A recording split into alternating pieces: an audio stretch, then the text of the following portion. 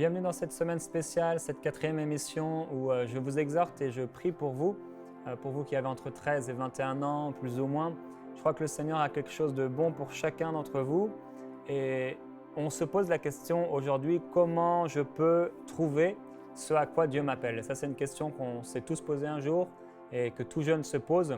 Finalement, qu'est-ce que Dieu veut pour moi? Qu'est-ce que Dieu a pour ma vie? Et parfois, ce genre de questions, ça nous amène dans parfois la peur. Certaines personnes commencent à s'inquiéter, l'inquiétude, la crainte de ne pas trouver en fait quelque chose. Et souvent, j'ai vu des jeunes en fait commencer à s'inquiéter et à penser, en fait, à raisonner comme les gens qui sont dans le monde et qui ne connaissent pas le Seigneur. On a un Dieu qui est différent. Et dans Jérémie 29, 11, il parle à propos de toi. Et il dit « Car je connais les projets que j'ai formés pour toi, dit l'Éternel, projet de paix et non de malheur, afin de te donner un avenir et une espérance. » Et si vous avez été dans des réunions de jeunesse ou si vous avez un groupe de jeunes, vous avez sûrement entendu déjà ce passage, on connaît très bien. Mais il nous montre quand même une puissante vérité, c'est que Dieu a formé des projets pour nous. Alors, une chose importante déjà, c'est de comprendre qu'on est un peuple différent. On en a parlé hier, on a prié aussi par rapport à ça, être un modèle, qu'il y a une différence entre nous et ceux qui ne connaissent pas le Seigneur. Et puisque nous sommes un peuple différent et que nous avons un Dieu, et le véritable Dieu, Dieu ne va pas nous laisser dans les problèmes. Dieu ne va pas nous laisser dans la confusion. Et la Bible dit que celui qui se confie en Dieu ne sera pas confus. Alors je veux d'abord t'encourager vraiment à ne pas t'inquiéter.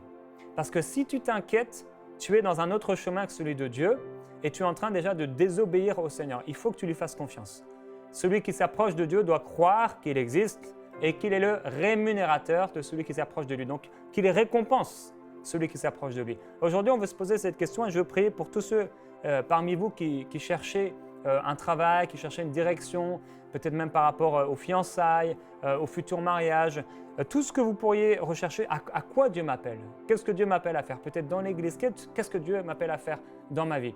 Il nous dit qu'il connaît il connaît notre appel.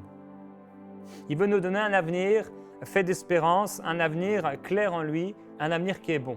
Des projets de paix et non de malheur. Et c'est déjà la première chose qu'on a à faire, refuser l'inquiétude. Je me souviens quand, je ne sais plus quel âge j'avais exactement, j'étais adolescent et j'étais dans ce qu'on appelle, je crois, le pôle emploi. Et là, je regardais les métiers les uns après les autres, de la lettre A jusqu'à la lettre Z. Et j'ai fait tous les métiers et tous leurs classeurs. Et je crois que j'ai pris un deuxième classeur et encore je cherchais et je n'ai absolument rien trouvé. Et je suis sorti de là et j'étais démoralisé. Et je me suis dit, mais il n'y a rien finalement qui correspond à ce que je ressens dans mon cœur et dans ma vie. Et une chose importante quand on cherche par exemple par rapport au travail, la Bible dit tout ce que ta main trouve à faire, fais-le. Autant bien sûr que ce soit approuvé par Dieu. Et j'ai commencé à faire mes premières expériences parce que j'ai appliqué ce principe. Tout ce que ta main trouve à faire, fais-le.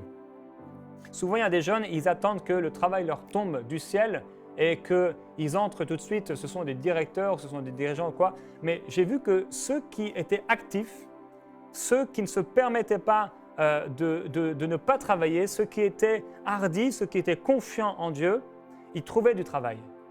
Et personnellement, avant même l'âge de 20 ans, j'ai travaillé dans beaucoup de restaurants, beaucoup d'entreprises. À peine 20 ans, 18 ans, 19 ans. Et ça m'a permis de voir un peu ce à quoi j'aurais pu être destiné. Alors bien sûr, j'ai été appelé dans le ministère, mais j'ai vu quand même et j'ai essayé. Et il n'y a pas d'inquiétude, il faut faire confiance à Dieu. Et je veux vraiment t'encourager. Peut-être tu es découragé, je sais qu'il y a des jeunes qui vraiment, le diable en profite pour leur faire peur, pour les amener dans l'inquiétude. Mais si tu te confies en Dieu et si tu lui fais confiance, si tu refuses l'inquiétude, tout ira bien. Et comment Dieu nous dirige? Dans Romains au chapitre 8 au verset 14, il est écrit que tous ceux qui sont conduits par l'Esprit de Dieu sont fils de Dieu. Et ici, le verbe conduire, c'est plutôt en fait diriger. Parce que quelqu'un qui conduit une voiture, bon, il te conduit, tu ne peux rien faire. Tu peux peut-être lui dire d'aller à droite, d'aller à gauche, etc. Mais tu ne peux rien faire de plus que ça. Non, le Saint-Esprit n'est pas en train de conduire ta vie comme s'il était au volant de ta vie, mais il est en train de diriger ta vie. C'est un peu comme dans les courses de voiture, il y a le pilote qui est là et il y a le copilote. Le Saint-Esprit, c'est vraiment notre copilote. Il nous dirige. Et comment il va nous diriger? La première des façons avec laquelle Dieu nous dirige, c'est par sa parole. Sa parole qui est écrite, et c'est pourquoi il est important de méditer la parole de Dieu et demander au Seigneur, dirige-moi dans ta parole. Par sa parole qu'il envoie au travers de ses messagers, donc des pasteurs, des ministères, des prophètes, etc., les enseignants. Sa parole qu'il nous envoie par le Saint-Esprit, donc quand il va parler dans notre esprit, ça reste toujours sa parole. Et aussi, une chose très importante, Dieu nous dirige par le témoignage intérieur. C'est tellement important de comprendre ça. Soit par un sentiment de paix, soit par un sentiment de trouble. Quand vous commencez à chercher à faire quelque chose et que vous ressentez le trouble à l'intérieur de vous, c'est un signe que quelque chose ne va pas. Et quand au contraire vous ressentez une approbation, une joie dans l'esprit, c'est que certainement Dieu vous pousse dans cette direction-là. Et on peut pas, et je ne peux pas vous répondre à cette question, voilà comment trouver ce à quoi Dieu t'appelle. Je ne peux pas te dire, voilà, Dieu t'appelle à ceci, ou Dieu t'appelle à cela, parce que déjà vous êtes beaucoup trop nombreux à écouter cette émission. Mais par contre, je peux te donner des indications, je peux te donner des principes de la parole de Dieu qui vont vraiment t'aider. Et les premiers principes, c'est ce qu'on a donné, se confier en Dieu, refuser l'inquiétude et avoir confiance en lui. Et celui qu'on donne maintenant, c'est qu'il nous dirige par sa parole. Et dans Proverbes au chapitre 1 au verset 4, on voit que Dieu nous dirige par sa parole et il est écrit que sa parole est là pour donner aux simples du discernement, aux jeunes hommes de la connaissance et de la réflexion. Dieu veut te donner de la connaissance, Dieu veut te donner de la réflexion, Dieu veut te donner du discernement et je veux vraiment t'encourager à méditer sur le livre des Proverbes. C'est vraiment un livre que Dieu a donné dans sa parole, bien sûr pour quiconque, mais je crois en grande partie pour les jeunes. Pour les jeunes hommes, pour les jeunes filles qui cherchent à accomplir la volonté de Dieu. Il y a tellement de principes dans les Proverbes qui sont là pour nous aider. Avec mon épouse, on a écrit il y a quelques années, 3 ans peut-être, un livre qui s'appelle 365 jours au cœur des Proverbes. Et on regarde les Proverbes un à un et on exhorte, on donne une courte exhortation par rapport à ça. Et vous pourriez vous procurer ce livre et grandir par rapport aux Proverbes et la parole de Dieu. Il faut nous sensibiliser à cette parole. On cherche la volonté de Dieu. On répond à cette question, comment trouver ce à quoi Dieu t'appelle. On n'est pas en train de répondre comment trouver ce à quoi le monde t'appelle. Ou comment trouver ce à quoi peut-être même tes parents t'appellent. Ou comment trouver ce à quoi tu as envie d'être appelé ou tu as envie d'aller. On répond à la question, comment trouver ce à quoi Dieu t'appelle. Et ça, c'est un principe aussi tellement important, c'est de comprendre que ce n'est pas ma volonté, mais c'est ta volonté. Et aussi longtemps qu'on voudra ne faire qu'à notre tête et accomplir notre propre volonté, aussi longtemps on ne pourra pas entendre la voix de Dieu. Souvent, on ne peut pas entendre la voix de Dieu parce qu'on a déjà nos idées reçues, on a déjà nos pensées, on a déjà nos façons de faire et on imagine et on pense que et on croit que Dieu va faire comme ça ou il faut que ça se passe comme ça. Et je veux t'encourager à ouvrir ton cœur simplement à tout ce que Dieu pourrait te dire. Dans Jérémie au chapitre 1, verset 4, Dieu va parler à Jérémie alors qu'il était jeune. Il lui dit « Avant que je t'ai formé dans le ventre de ta mère, je te connaissais. Et avant que tu sois sorti de son sein, je t'avais consacré, je t'avais établi prophète des nations. » Une chose est claire, c'est qu'avant même que tu naisses, Dieu savait ce à quoi tu étais appelé. Que ce soit au niveau du travail, que ce soit au niveau de la famille, quelle personne tu allais épouser, que ce soit où tu allais habiter. Dieu connaissait tout à l'avance. Dieu n'est pas inquiet et Dieu n'a pas peur. Et même nous, quand on est en train d'avoir peur et de s'inquiéter, « Oh mais qu'est-ce que tu veux, Seigneur, qu'est-ce que tu veux ?» Lui, il n'est pas en train de s'inquiéter. Il faut être en paix. Il faut lui faire confiance. Il faut avoir confiance en lui. Jérémie répond « Ah Seigneur éternel, je ne sais pas parler, je suis un enfant. » Et l'Éternel me dit « Non, ne dis pas je suis un enfant, car tu iras auprès de ceux de qui je t'enverrai et tu diras tout ce que je t'ordonnerai. Ne les crains pas, car je suis avec toi pour te délivrer, etc. » Et parfois Dieu nous appelle aussi à faire des choses folles et j'avais ce sentiment pour plusieurs personnes certainement où Dieu t'a parlé, où Dieu va te parler par rapport à un appel particulier et ça va te sembler être fou et impossible. Et je voudrais tellement t'encourager à ne pas perdre des années comme moi j'ai pu en perdre parce que je croyais que l'appel que Dieu me donnait était impossible à effectuer à cause de ce que j'étais, à cause de mes faiblesses, à cause de mon estime de moi-même. Et je veux t'encourager à croire la parole de Dieu. C'est facile des fois de croire ce que Dieu a écrit à propos d'hommes et de femmes de Dieu. C'est facile peut-être de croire certains passages, mais on réalise que parfois c'est difficile quand Dieu nous parle personnellement. Quand il met des choses dans notre cœur et qu'il nous parle, on est souvent semblable à Jérémie, on se dit mais c'est pas possible. Ça doit être quelqu'un d'autre. Et si on n'est pas sensible à sa voix, et si on marche dans l'incrédulité, Dieu aura parlé et on va peut-être perdre des années avant de dire au Seigneur, après avoir tourné en rond, Seigneur, mais pourquoi? Qu'est-ce qui se passe? Et là, Dieu va nous rappeler à nouveau. Je t'avais appelé à ça. Je t'avais appelé à ça. Alors c'est important de ne pas se mépriser, de ne pas mépriser la parole de Dieu, de ne pas se sous-estimer aussi et de rester dans une attitude d'humilité. Ça veut dire, et l'humilité, ce n'est pas être comme des serpillères, comme des tapis. L'humilité, c'est, Seigneur, je suis prêt à accepter ce que tu me dis, même si ça paraît fou. Même si ça paraît énorme, je suis prêt à l'accepter. Tu m'as dit que je deviendrais président, premier ministre, je suis prêt à l'accepter. Tu m'as dit que je deviendrais docteur, je suis prêt à l'accepter. Tu m'as dit que je te servirais dans le ministère, je suis prêt à l'accepter. Tu m'as dit que je ferais, je ne sais pas, telle et telle chose, tel métier, je suis prêt à l'accepter. C'est une attitude du cœur, d'être prêt à accepter ce que Dieu nous dit. Donc, il y a un autre principe tellement puissant. Ça se trouve dans Proverbes au chapitre 3, verset 5. Et ça, c'est un appel de Dieu pour toi aujourd'hui. Il est écrit « Confie-toi en l'Éternel de tout ton cœur et ne t'appuie pas sur ta sagesse. » Des fois, on vient dans la prière avec nos trucs et on les présente à Dieu. Et Dieu nous dit « Non, ne t'appuie pas sur ta sagesse et sur tous tes trucs, sur toutes tes pensées, tes raisonnements, et même les gens parfois, même la famille et les parents. Les parents peuvent des fois avoir un bon cœur et vouloir nous aider, nous aiguiller, etc. Mais c'est important de savoir qu'est-ce que Dieu veut. Et ne pas venir dans la prière avec les paroles des uns et des autres, mais venir dans la prière simplement en disant « Seigneur, je ne veux pas m'appuyer sur ma sagesse. Je veux me confier en toi de tout mon cœur. » Il dit « Reconnais-le dans toutes tes voies et il aplanira tes sentiers. » Et ça, c'est une parole véritable. Si tu te confies en Dieu, si tu le reconnais dans toutes tes voies, ça veut dire quoi reconnaître Dieu dans toutes nos voies? C'est-à-dire qu'il n'y a rien qu'on fasse dans notre vie qu'on ne lui a pas déjà donné. Et il dit qu'il aplanira notre sentier. Ne sois point sage à tes propres yeux, crains l'Éternel. Et encore ce principe, la crainte de Dieu, si je veux vraiment accomplir la volonté de Dieu, il me parlera, il me dirigera. Et détourne-toi du mal. Ce sera la santé pour tes muscles, un rafraîchissement pour tes os.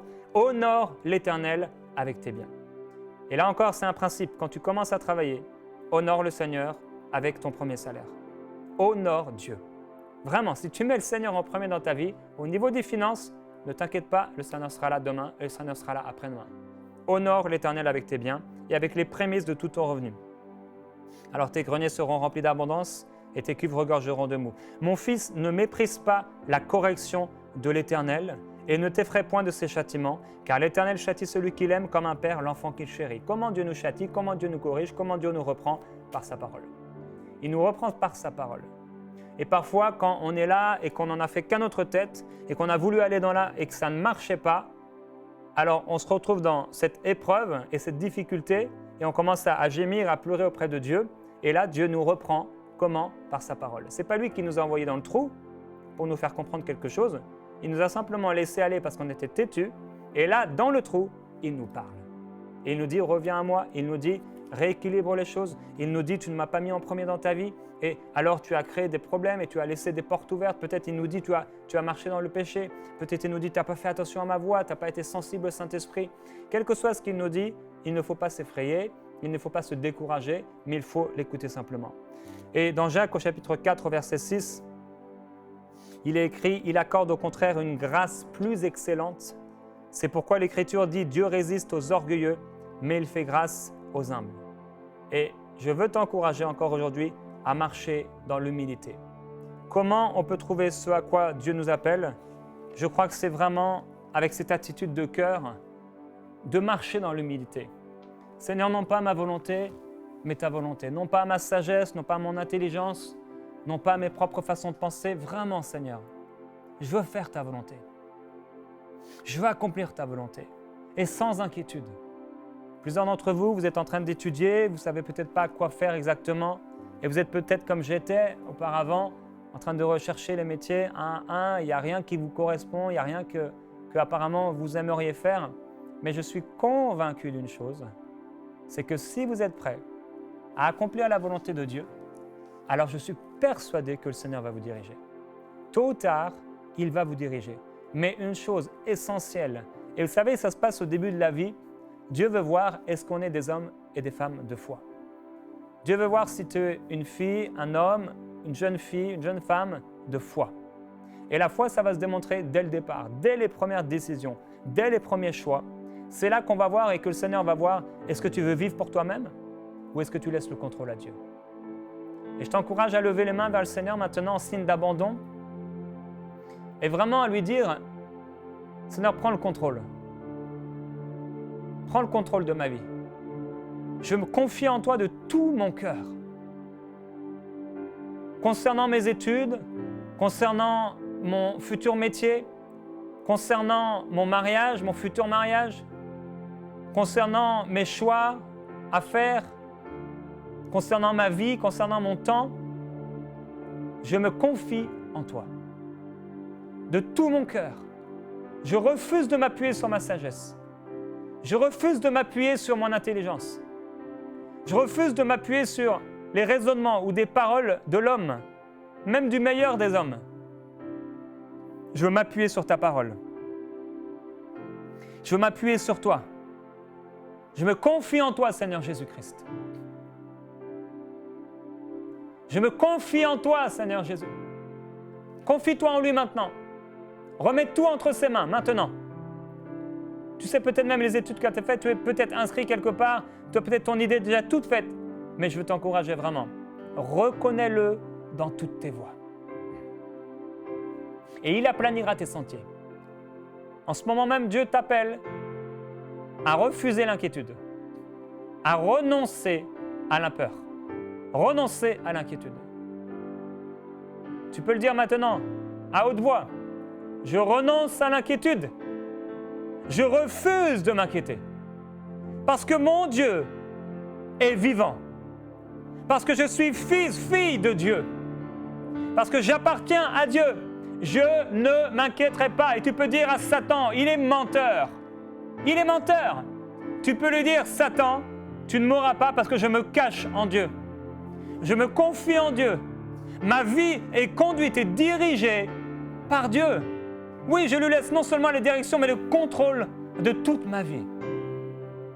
Satan, tu ne mourras pas, tu as été vaincu, la parole de Dieu le dit. Petits enfants, jeunes gens, je vous écris, parce que vous avez vaincu le malin.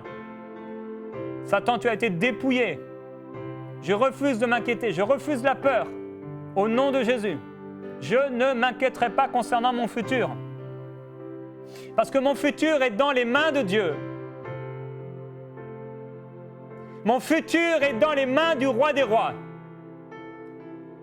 Je refuse de m'inquiéter. Mon futur est en toi. Mon futur est en toi. Entre tes mains. J'ai confiance en toi. Mon futur est en toi. Entre tes mains, je m'abandonne. Prends toute ma vie et tout ce que je suis. Mon futur est en toi. Je t'appartiens. Prends toute ma vie. Oh, me voici. Mon futur est en toi. Je t'appartiens. Oui, me voici. Toute ta vie. Remets-lui toute ta vie. Dis-lui, Mon futur est en toi. Tu peux lui dire, mon futur est en toi. Ma vie entre tes mains. Je m'abandonne à toi. Prends tout ce que je suis. Dirige-moi. Dirige-moi, dirige-moi. Dirige-moi, Seigneur Jésus-Christ. Oui, viens me diriger. Seigneur, je refuse ma propre sagesse. Viens me diriger, Seigneur. Oh, dirige ma vie. Je te fais confiance. J'ai confiance en toi, Seigneur. Tu ne m'abandonneras pas. Tu ne me feras pas voir la corruption de ce monde. Non, non, je ne serai pas confus. Je ne serai pas perdu. Tu ne me trahiras pas, car tu demeures fidèle, et je te serai fidèle. J'ai confiance en toi. Je m'appuie sur toi. Je me confie en toi. Je ne serai pas perdu. Tu es toujours là. Prends-moi dans tes bras. Je me cache en toi. Seigneur Jésus, mon futur est en toi. Il est assuré. Mes années sont bénies. Mes projets sont bénis. Car je choisis de dire oui à ta volonté pour ma vie. Mon futur est en toi. Les années de ma vie, je me cache sous la croix. Je te fais confiance. Je ne m'appuie pas sur moi. Je ne suis pas Dieu. Mais je me confie en toi. Toi, mon Sauveur. Tu es mon Seigneur. Je renonce à ma vie. Je choisis ta croix, d'accomplir ta volonté et de vivre pleinement pour toi. C'est toi qui m'as appelé. C'est toi qui as formé des projets et des plans pour me donner un avenir et une espérance pleine de joie et de bonheur. Je n'ai pas peur. Non, je n'ai pas peur. Je me confie en Jésus, le Seigneur des Seigneurs. Je suis ta brebis. Je viens m'abreuver auprès de toi. Je viens m'humilier à tes pieds, toi, le divin berger. Me voici, Seigneur Jésus-Christ. Oui, tu peux lui dire, me voici, Seigneur, j'ai tellement confiance en toi. J'ai tellement confiance en toi. D'une façon ou d'une autre, je sais que tu vas me diriger. Tu vas me diriger d'une façon ou d'une autre. Fais comme tu le veux, Seigneur. Comme tu le veux. Comme tu le veux. J'ai confiance. Vraiment, je marcherai en toute confiance devant toi, Seigneur Jésus. Je marcherai dans tes pas et même quand les eaux paraissent troubles, je continuerai d'avancer. Je continuerai de te suivre, Seigneur. J'ai confiance en toi. J'ai confiance en toi. Alléluia. Oh, et je veux t'encourager à prier dans l'esprit. Demain, on va prier. Si tu n'es pas baptisé du Saint-Esprit, je t'encourage à préparer ton cœur parce que demain, on va prier afin que tu sois rempli du Saint-Esprit. Et si déjà tu parles en langue maintenant, tu peux prier dans l'Esprit. C'est tellement important. Tu pries dans l'Esprit. Tu parles en langue. Tu cherches la volonté de Dieu. Avec foi, tu pries dans l'Esprit. Tu pries dans l'Esprit. Tu pries dans l'Esprit. Et le Seigneur, ça t'édifie. Ça te forme. Ça te sensibilise à sa voix. Et ça t'empêchera d'aller sur une mauvaise voie. Oh Jésus-Christ, regarde si je suis sur une mauvaise voie et conduis-moi sur la voie de l'éternité, Seigneur.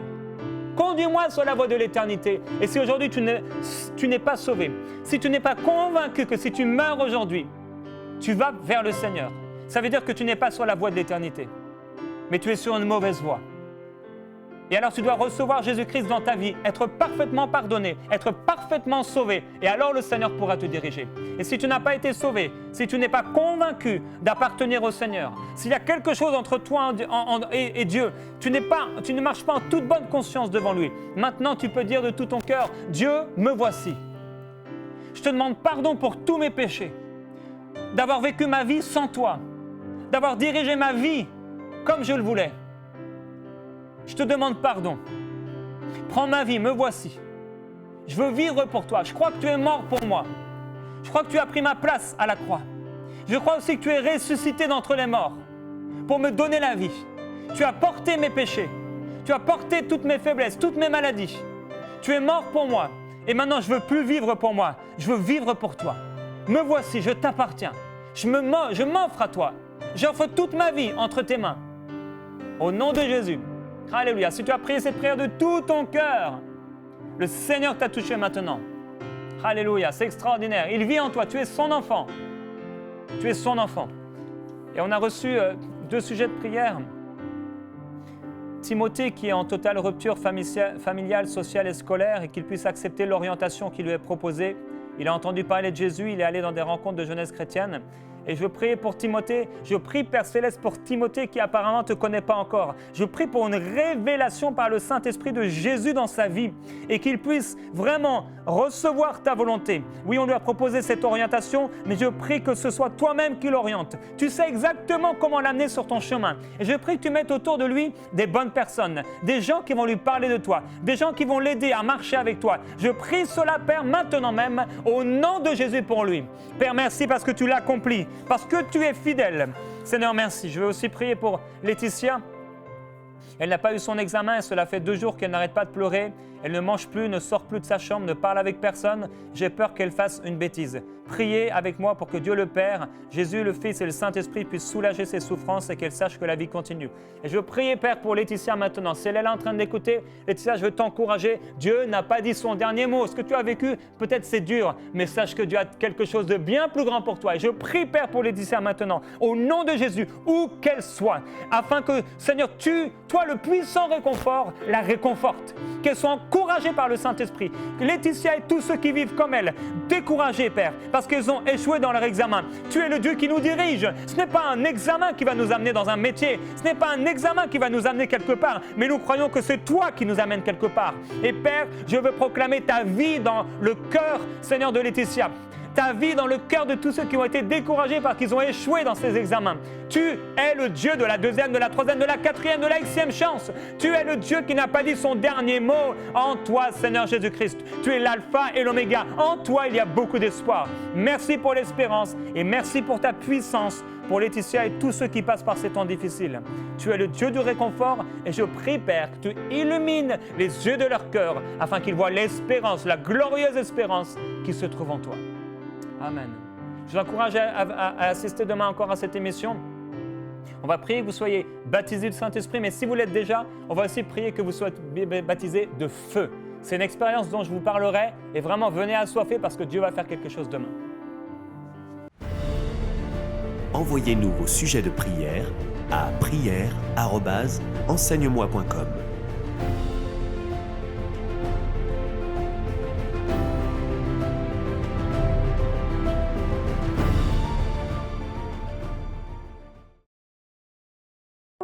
Cette émission est rendue possible grâce au précieux soutien des partenaires d'Enseigne-moi Canal International. Retrouvez tous nos programmes sur enseigne-moi.com.